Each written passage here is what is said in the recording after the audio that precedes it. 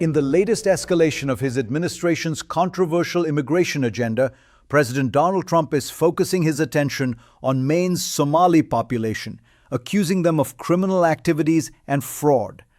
But these aren't just words. Behind this rhetoric lies a potential federal operation that could soon target Somali refugees. This new sweep, which involves sending federal immigration enforcement to Maine, is set to begin in the coming weeks. The goal? To detain and review Somali refugees for alleged fraud and other possible crimes, with reviews potentially lasting up to 30 days. The Department of Homeland Security, including ICE's enforcement and removal operations, is preparing to roll out this operation. But why Maine? Why the Somali community? And what does this really mean for the future of immigration enforcement in the U.S.? Stick around, because in the next few minutes, we'll break down the implications of this move, how it ties into a broader strategy, and what's at stake for the Somali community and beyond. To understand the gravity of this situation, we first need to explore the context, the history, the origins, and the forces shaping these attacks. To fully grasp what's happening today, we need to take a step back and look at the history behind Somali immigration to the U.S. and the larger political landscape that has brought us to this point. Somali refugees began arriving in significant numbers during the 1990s, fleeing civil war, political unrest, and poverty in Somalia. Over time, states like Minnesota became home to the largest Somali community in the U.S., with Maine also becoming a notable destination. These communities, largely seeking safety and stability, have faced their own set of challenges, but have also contributed immensely to their new homes, enriching the social and economic fabric of the U.S. Yet in recent years, they have found themselves increasingly targeted by political figures, with President Trump at the forefront of these attacks. In a speech earlier this year, Trump linked Maine's Somali community to criminal activity, calling them scammers and accusing them of exploiting the system. These words were more than just inflammatory rhetoric. They have sparked a dangerous new wave of federal actions targeting Somali refugees across the country. But what's behind these accusations? Are they based on actual criminal activity, or is there something deeper at play in the politics of immigration? Let's take a closer look at how these alleged fraud cases are shaping the narrative. The accusations of fraud are not new. They have been a key part of President Trump's rhetoric, especially when it comes to Somali immigrants. But what's critical to understand here is not just the words being used, it's the machinery that's been set in motion behind the scenes. The operation being planned in Maine is designed to conduct detailed reviews of Somali refugees' cases.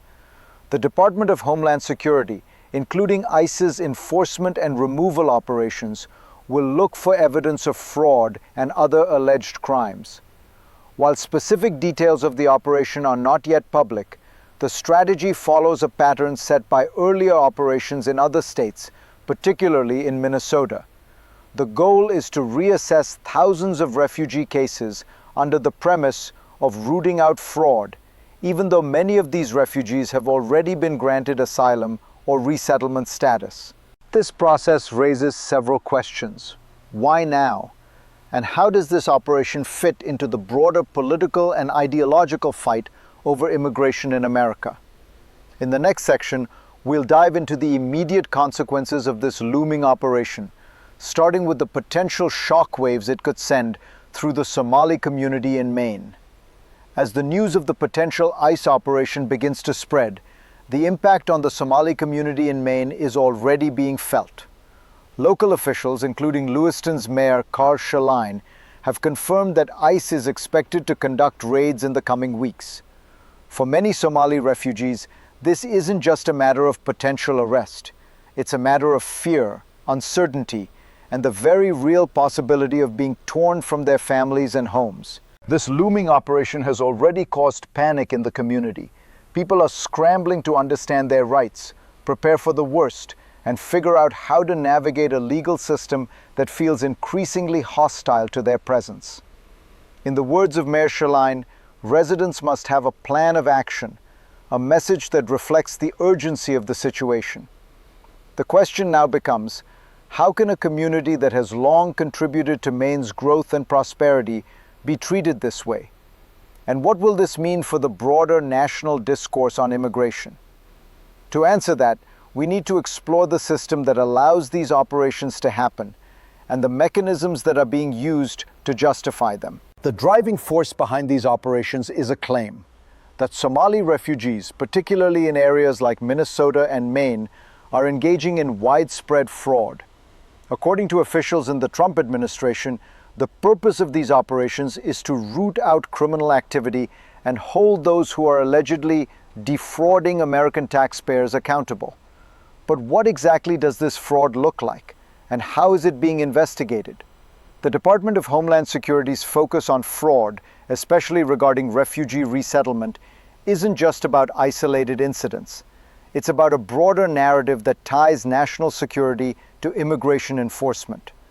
The argument is that these fraud cases aren't just crimes, they are national security threats. The administration's efforts, spearheaded by figures like White House Deputy Chief of Staff Stephen Miller, have painted Somali immigrants as criminals, perpetuating a narrative that has dangerous consequences. But here's the truth. Refugees, including Somali immigrants, already undergo a rigorous vetting process. To go back and re-examine these cases, especially in bulk, raises serious questions about fairness and the legitimacy of the accusations. It seems less about rooting out fraud and more about stoking fear and resentment against a vulnerable group of people. In the next section, we'll look at the second wave of tension, the growing impact these operations are having on both the Somali community and the national discourse on immigration. The second wave of tension has already begun. As federal officials prepare to move into Maine, the Somali community feels the full weight of these actions. It's no longer just about rumors or news reports. It's a looming, very real threat that could drastically alter the lives of thousands of people. These operations aren't just a local issue. They've become a national flashpoint. The surge in immigration enforcement is a powerful signal of what's to come in other states, especially with the focus on fraud and scams. With every community targeted, the stakes continue to rise. In Maine, the fear is palpable. Local leaders like Governor Janet Mills are being forced to confront this reality, coordinating with state and local law enforcement to manage the fallout. The operation in Maine has become emblematic of a larger ideological struggle, one that pits the moral fabric of a nation against political opportunism. The question remains, will this operation truly uncover fraud, or is it part of a much broader campaign to send a message about immigration? To understand the full scope of the impact, we need to see how these operations affect not just the community, but the individuals caught in the middle of it all. For the Somali refugees in Maine, this is more than just an abstract political issue. It's a personal crisis. Families who fled violence and instability, seeking safety and opportunity, now face the very real threat of being torn apart. The fear and uncertainty of a potential ICE sweep cast a shadow over every part of their lives. Parents are worried about being separated from their children. Workers are fearful of losing their livelihoods. And the community, which has long been part of Maine's social and economic fabric, is facing the prospect of being alienated, marginalized, and criminalized. In a broader sense, this isn't just about one community. It's a reflection of a national climate that increasingly views immigrants not as people, but as problems to be solved. The question we must ask ourselves is, what kind of country do we want to be? One that offers refuge to the oppressed, or one that demonizes those in need? The Somali community in Maine needs more than just political rhetoric. They need support, empathy, and a fair shot at the future. Will we stand with them? Next, let's take a step back and look at how this issue is playing out on the global stage, because the impact of this decision reaches far beyond Maine. This isn't just a localized issue, it has global ramifications. As the Trump administration escalates its immigration crackdown, the ripple effects are felt around the world. Maine, Minnesota, and other states with significant Somali populations become microcosms for a broader geopolitical struggle over immigration policy. The targeting of Somali refugees is a clear signal to other countries. The US is willing to take extreme measures to maintain its hardline stance on immigration. The global implications of these policies are profound. Somali refugees in the US represent just one group within a larger context of global displacement. More than 25 million people worldwide are refugees, many fleeing conflict, persecution, and poverty. The message being sent is clear. Even those who have legally sought refuge and contributed to their new homes are not safe from deportation. As the global community watches, the question is no longer just about the fate of Somali immigrants in the US. It's about the values that guide the world's most powerful nation. Will America continue to uphold its tradition as a haven for the oppressed, or will it turn its back on those who need it most? With the future of immigration on the line, what are the potential outcomes? Let's explore three possible scenarios that could unfold in the coming years. Looking ahead, we face three potential paths, each with its own set of consequences. The future of immigration enforcement and the fate of refugees in the US could unfold in drastically different ways.